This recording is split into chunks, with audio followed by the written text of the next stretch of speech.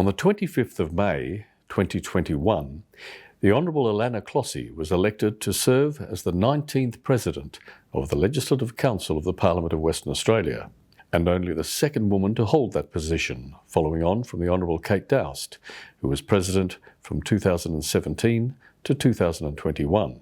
Thank you, members, for placing your trust in me through the election as President. It's a great honour and a role that I commit to undertaking with fairness, integrity and hard work. Exactly 100 years before, in 1921, Edith Cowan became the first woman elected to any Parliament of Australia. But during her inaugural speech to the Parliament of Western Australia, she was booed, heckled and ridiculed, principally because she was a woman. Welcome, the Honourable Alanna Clohesy. Thank you. After the 2021 state election, 45% of the members of the Parliament of Western Australia are women. And for the first time, the positions of a Speaker and President, the two most powerful positions in the Parliament, are both held by women at the same time. What do you think Edith Cowan would have made of that? Would she be surprised or delighted, or maybe say, why has this taken 100 years? I think Edith would have probably been delighted, of course, but also exasperated at the length of time it's taken to have so many women members of Parliament. Edith knew how difficult it was to seek political representation. She found it very difficult to be elected herself and was elected for a very brief time.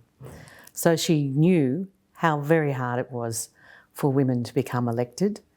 And if you think about Western Australia's history of representation of women in the Parliament, we really seem to have gone in three waves. Edith and May Holman being the first wave in the 1920s, then again in the 1980s, where a significant number of women were elected, and then again from 2017 and 2021 election, another significant wave of women have been elected. In part, this represents work by political parties in relation to affirmative action to ensure that women are pre-selected. Now, you've been involved in politics for many years. What sparked that interest? From an early age, I suppose I was very vocal about things that I saw in my community that I thought were unfair or unjust. And I've continued to pursue those issues that I'm concerned about. Probably it took me a long time to learn how to harness that into something that would achieve change for people in our community. And I certainly didn't think of myself as potential to become a Member of Parliament. It wasn't until some very dear friends encouraged me to put my hand up to represent my community. Like a lot of women, I always thought that political participation and representation was not something that it was for me, that it was something that other people, most particularly men, took up in their lives. So I'm grateful to the people who supported me to put my hand up to represent my community, and I take seriously supporting other people, particularly women, to have their say and get involved in our system of political representation. Is there any one thing you're most passionate about that you would like to achieve in your position as President of the Legislative Council? Well, the President's role is somewhat different from my previous roles as either a backbencher or as a parliamentary secretary. So it's more of a procedural role and management role.